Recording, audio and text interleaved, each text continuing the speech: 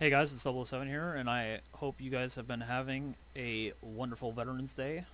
I want to say thank you to all the troops, regardless of your nation. Although I'm biased to the USA, obviously, but your sacrifice is supreme, and it truly deserves honor. Today I have a special treat for everyone. We have a really good Hunter replay that I managed to make, or I don't know what you'd say. I was in it. I succeeded in it. Ultimately, what this replay is going to be highlighting is how to fly the Hunter. And I'm not saying how to fly the Hunter in the regards of, this is the tips and tricks, not tips and tricks, but these aren't the lessons that you should be applying, or these aren't lessons that I'm trying to apply to your skill in the Hunter. These are little things that you should know about the Hunter that was utilized in this replay. That's what I'm trying to say. This isn't like a full step-by-step, this is what you're supposed to do. This is just a combination of all the correct answers in flying the Hunter. And you're going to see that here pretty quick. So right here you can see we have an A-26 in the squad. That was an accidental thing. You're going to see me dive in right off the bat and try and save him. That's my goal right now, is to help him. And obviously we have this F-40 right here. He's going to be doing lapsing loops back into him. So I'm going to try and support. So you're going to see me doing these maneuvers, trying to pull lead, try and help defend, or at least force him off the A-26. And you can see right here, it's basically sharks with blood in the water. They see a prop aircraft, they immediately just run for him. So ultimately, I saw at this point, there's just no point in sticking around. There's 7 aircraft bearing down on the single A-26. There's just no point in staying around. I've got to get out of here. And ultimately, unfortunately, Munchkin got punished for it because, it's mine, as the enemy team is. So you see me here. I'm going to do an Immelman back. I'm going to stop a few times in this replay to discuss some things, very key things. Some of the stuff gets really fast, some of the stuff gets really slow, as you will see. I'm going to stop right here. So, as you can see right here, I saw out of this Immelman, the FJ-4B right here was climbing with the G91. Now, before that, you could see they were both pulling away. So I saw this as a 1v1. I can assist my guy and support him. That's basically the key thing with the Hunter. You have to look for those fights where you say, I'm supporting, or I'm defending, support me, in that kind of regard. The Hunter is very good at supporting and attacking. That's the key thing. Not so much the defending role, but it can hold its own when it has the factors along its side. So we're going to see right here, we're going to try and support the FJ-4B in the G91. Try and knock the G91 off his tail.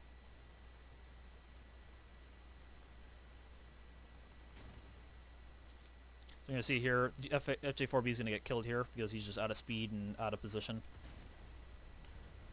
So now my job is to try and kill this G91 before he gets away, trying to avenge the FJ-4B. Unfortunately, the G91 was doing a lot of tipsy maneuvers, doing a lot of rolls and flicks, which is very good for the G91, especially at this airspeed. In the 800 to 600 range, the G91 can be a very agile aircraft. However, he keeps doing it over and over again. He's going to bleed his airspeed in a climb, and that's just going to set up an easy kill for me.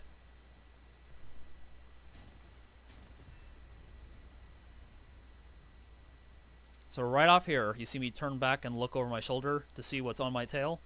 Right off the bat, MiG-15 ready to set up a line for a gun run on me. So I'm going to be defending against him. Right there. I'm going to close this window. You can see the ME-163 right here. He just made a diving pass on me, undershot, and he's going to overshoot. He's going to pass right by harmlessly. Go for this camera here. You're going to see the MiG-15 up here. He's going to be setting himself up. He's pulling back onto me, trying to get a position to fire.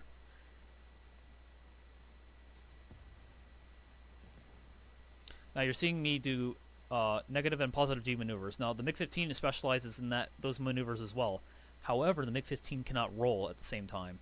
I can roll in between the maneuvers more effectively than he can. He locks up very much.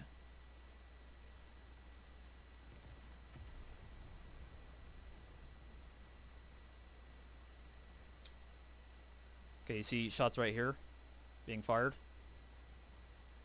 ME-262 has joined the fray. Unfortunately, it almost looked like the target was the gunshots or the shots flying in were from the from a plane supporting me, but that was not the case. The 262 is avidly pursuing the hunter, my hunter. His just bullet trajectory was way off. I see the MiG-15 is starting to feel the wrath. He's trying to get burst into me. I'm still pulling maneuvers. Now you see Vixen, my other, in the flight. He's trying to protect me by engaging the 262. The 262 is now latching onto my hunter. MiG-15 is still on me, but I'm going to try and do scissors to shake him off. You're going to see me throw my air brake out here. You're going to see the 262 start getting into a firing position. Throw the air brake out. MiG-15, we're in scissors. MiG-15 is drastically falling out of the scissors. He just can't pull the maneuvers and roll as fast enough with me to maintain the maneuvers. He's simply just suffering from the maneuvers I'm forcing on his aircraft. Now you're going to see me focus on the 262. 262 is in gun range. Once he's in 0.6 to 0.4 km at this airspeed, he is in gun range. I'm going to now bait for Vixen. Vixen is going to try and engage the 262. MiG-15 just passed underneath. He's waving off completely. He just simply could not pull lead on me. 163 right here is going to try and find a way to engage Vixen. You're seeing Vixen. Once again, I'm forcing horizontal maneuvers. I'm trying to bleed the speed of the 262 and force him into a point where his guns do not have the ability to pull lead on me and force his ballistic trajectory on his 30 missiles to miss. However, Vixen is also getting a good shot here. He's got good lead, and he's going to have a really nice target flying still for half a second. He just has to unleash a burst, and he'll get him. Right there. Gets a burst off, he hits the left wing. Now you're going to see me do a maneuver. This is very key. This is the one thing, if you're a really good pilot, you notice this stuff, and you understand the aerodynamics of an aircraft, you will abuse this on your opponents that when they do this to you. Or when they are in the position that we're going to see. 262 suffered damage to his left wing right here from Vixen's Hunter's guns. So what I'm going to do is I'm going to do a climbing wide left maneuver, which means I'm going to put a lot of force on my left wing and put a lot of force on his left wing because he's got to match the maneuver. But he doesn't have much of a left wing. So ultimately, his aircraft's going to stall out on that left wing and he's not going to be able to pull the maneuver. His guns are going to be way off target. There you go. He can't pull the maneuver. He's starting to fall out. It's now turning into, can he recover from the maneuver he just implied? Vixen's going to keep pursuing the 262 to guarantee my safety. There you have it. 262 downed.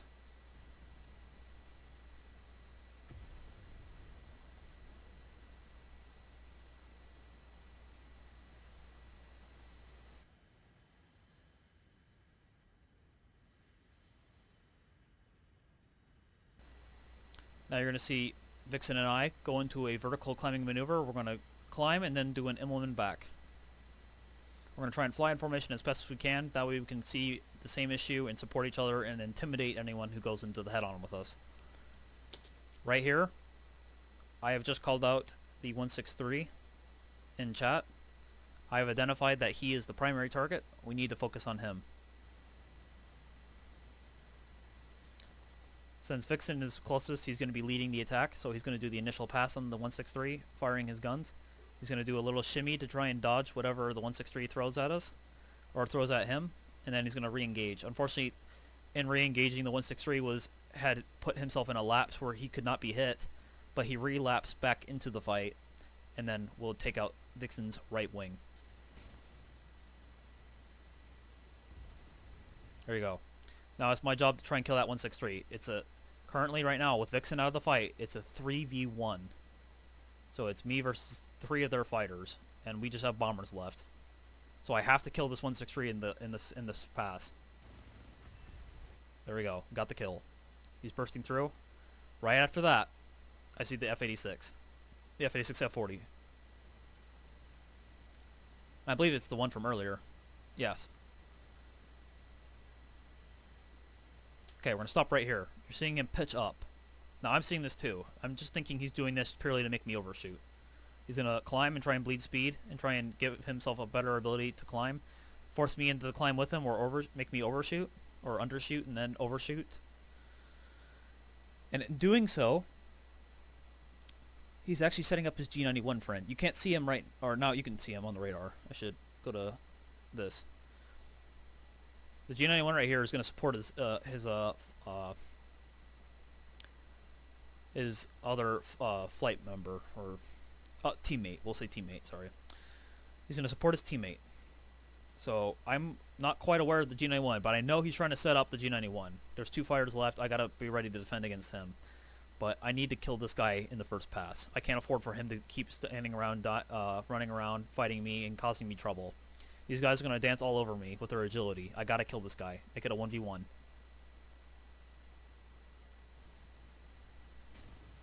There you go. Got the kill. There you go. He's bursting up. Now you're going to see things get really fast here. I'm going to reduce it to half the speed of the second. And you're going to see me do some really, really fancy maneuver. So you see me here. I've just identified on the radar. I saw someone on my little radar screen that was down here, or up here, whatever it is. I can't really recall. Or upright, sorry. Upper right part of the screen. I want to see, hey, G91 approaching from above. You know, I need to look up, or he's obviously not below me because we're nearly on the deck. So I'm going to do a maneuver. So you see me right here turning in to him. I'm going to pull hard left to try and, you know, force him off his maneuver, make him go that direction. See me still continuing. I want to flatten out, try and figure out his positioning. What is he going to do? He's 1 kilometer out. I see he's slightly leaning to the left in his maneuver. So he's slightly going. So if he were to continue that plane and dive, he would be going roughly this way, which means I want to make him think I'm going that way, and then I'm going to fool him. So I'm going to bank left, continue left a little bit, and then I'm going to bank back right. And you're going to see me roll right and then make him overshoot with his gun lead. Remember, he's going over Mach 1. Or he's not going Mach 1. He's going transonic right now. He's going near supersonic speeds, but he's in the dive. That's very dangerous for a G91. He does any loading on his wing, he's going to get punished. So I'm going to try and abuse him and force him to compress and miss his lineup because we're going fast. He's going fast. I'm going to try and force him to lose his lead. Fast planes need longer leads. That's always the case. So you see me initiate the roll, and he's seeing it. He's following me. He knows what I'm doing. However, he doesn't know I'm going 1 step further than he's going to think. I roll through and back around. His high-speed G91 can't sustain that maneuver, and he's going so fast that his reaction speed is not fast enough to keep up with the maneuver I just implied. I'm going to pull up and force him underneath me, because he's got so much loading on his wings, he's going to have to go a little bit underneath, let that load. He's going to unload lightly. He's got to have a wide turn to pull out of there. You're going to see me do a roll right here. This is all at half speed, remember. This is happening really fast. I did a roll to slow down. I don't want to throw the air brake out. I want him to just barely fly in front of me so I have a good, decent position to shoot. He's going more than fast. I don't need to worry about air brake. If I throw my air brake out, I risk stalling. I'm going to pause it right here. You see his position right here? If he were to keep doing his maneuver, he'd be going this way. So he'd be roughly going in this direction here. So I figured if he fell for that move that I just implied on him, he's probably, you know, foolish enough to, you know, just fly straight up and try and get the heck out of my way because he figures, you know, Hunter's scary, get out of the way as quickly as possible. However, he does the maneuver back to me, but not in the fullest sense. He didn't do the roll. He did a light thing, but then he jinked right at the last second. There you go. Jinked right. I'm in firing position, but he's off target. But I figured he was already there, and I initiated the guns anyways. There you go. Now you see his air brakes out. You might not see it very well here. We'll do a free camera here so you can see it. He's got his air brakes out. I immediately follow him with the air brakes.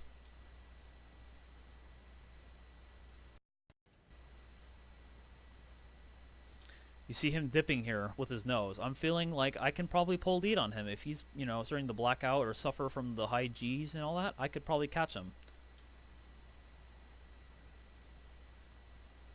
Now you're starting to see him pull away. The G91 is way more agile than the Hunter. The Hunter is a brick in turn fights.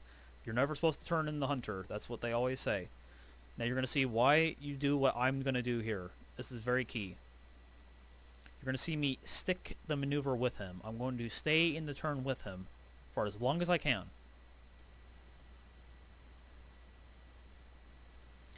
You can see obviously he retracted his air brake. He's pulling away very well. He's going to keep pulling away. I have my air brake out. In order to buy time with this turn, you're going to see me throw landing flaps now.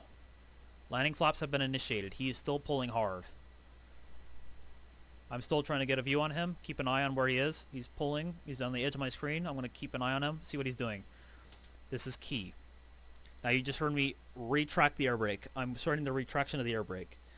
Basically what I'm planning is I'm waiting for him, the G91 right here, to be 90 degrees off my nose. So you're going to see if this was lead of my aircraft, I want him to be 90 degrees facing that way. I want him facing over here.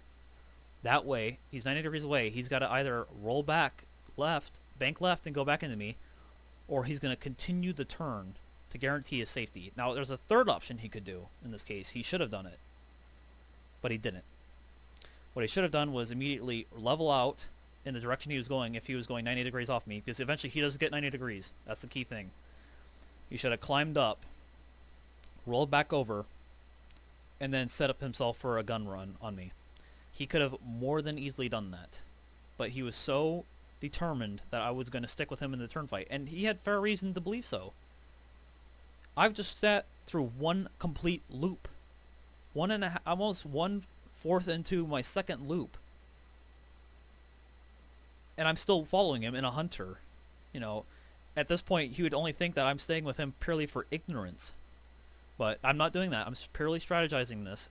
So that way, he buys it and stays in the maneuver. Air brake going in. Wait for him to get 90 degrees off the nose. 90 degrees. Flaps in. Lower the nose. Level out. We'll go to 1 second speed now. You're going to see me lower that nose and try and get the speed. He's continuing the turn. He's going to continue the rolling loop back to me. There you go. He's just got his nose back on my tail, but he's 2 kilometers out, and the Hunter goes like a bullet when it has the right conditions. Cold air, head on, lower the nose slightly just beneath the horizon, and you're just going to build that speed real quick. You're seeing me, I was at 500 or 600, between 5 or 600 in that turn. Actually, I was even below that. I was below 500 when that happened. And he knows what's happening. He knows that this thundering engine, the Avon's just going to leave him in the dust. So there you go. I have that. Keeping the speed. I'm just going to keep the speed. I'm going to open the distance. He's giving up. He's giving up chase. However, I want to stop it here. Actually, I probably don't even need to stop it, but he knows that I have to protect the bombers. That's my only thing right now. I'm the only fighter left. Vixen's Hunter is still running around, just purely trying to stay alive. He's not a combat-worthy aircraft right now. Oh, shoot. I didn't mean to hit that. Spacebar. So you see me climb. I'm trying to get some climb, not trade that much of my distance. The rule with the Hunter is you're not supposed to do a 180-degree maneuver back towards an opponent unless you have more than 4 to 5 kilometers of distance between you. That's usually the rule.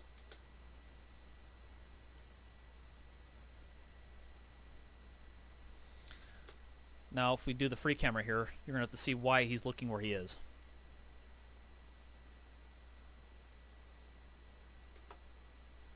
See if we can get the full view. I don't know if he's up at high altitude or not. I don't think he is.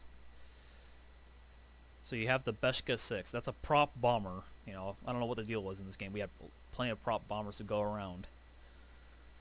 I don't see the other aircraft, but he should have technically been on the same axis as the Beshka. But we'll pull back onto my camera. So you see him, he's pursuing the Beshka. I see that. I'm going to use the Beshka as bait, but I'm also going to defend the Beshka at the same time. I'm hoping that I can defend the Beshka.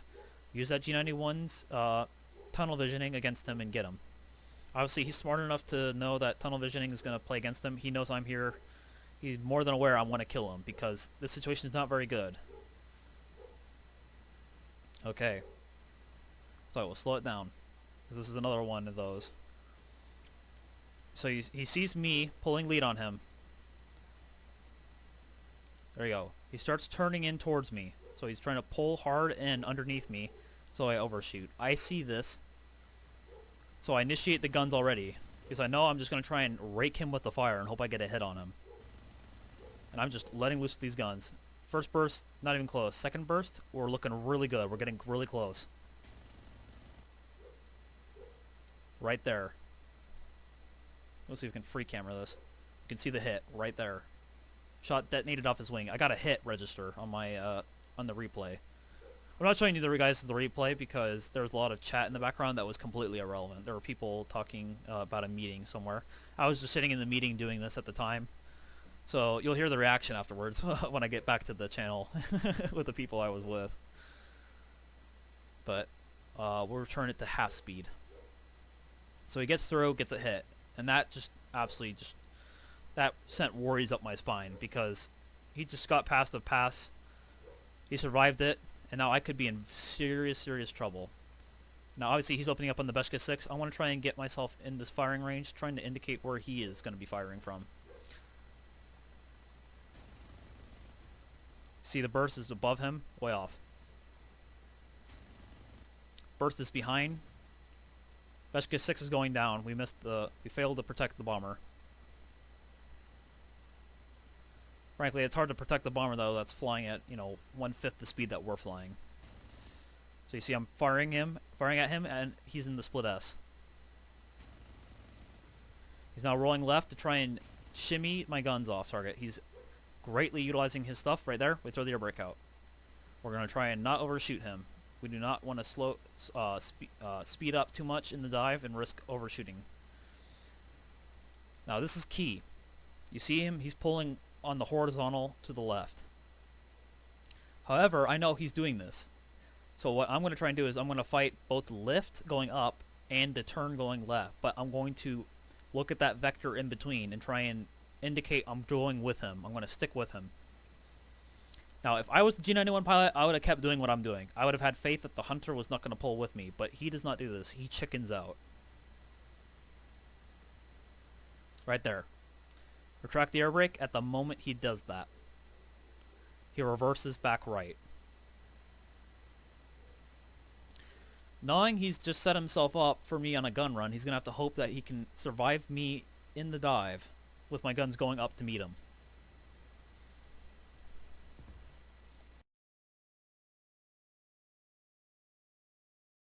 Sorry about that. I had to cough. Now he's diving, so I have to hope I can get some burst on him. We have good lead here, but we're just behind him. Although in the replay, the actual replay, it looked like he flew between those two bursts. But here's the second mistake. Once again, he reverses right back into me. He's not utilizing his turn rate. He's trying to do a scissor fight with me. That's not good with the Hunter on your tail, especially flying slow and ready with enough airspeed. As long as I have more than 450 kph on my wings, I have more than enough lift to stay with someone. Now, if I missed this burst here, I would consider myself the worst Hunter pilot ever, but fortunately I didn't. And there we go. We got him. Splash Bandit.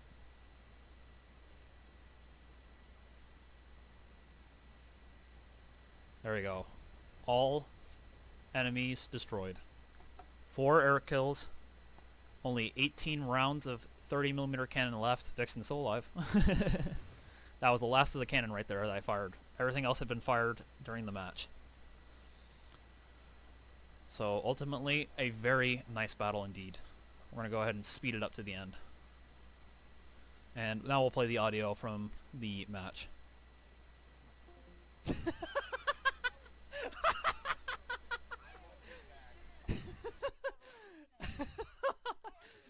it was so funny because I'm sitting there in the meeting, I'm like, yes!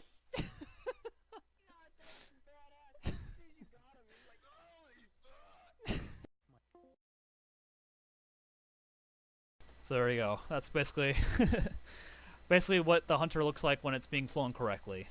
For once I could actually put a video like that on YouTube, besides the one that I was talking about the history, that was a pretty good match, but ultimately this match did a very good job showing the offense and the defense, and also some very good piloting skills. So I want to thank you all for watching this video. It was a great pleasure to put up a video finally on Veterans Day, missing the weekend before. Usually I was very sad that I missed that quota. There's a lot of stuff going on here, but I'll explain that in the 1.83 assessment video that'll be coming up soon in this weekend. Thank you everyone for watching, and I will see you guys later.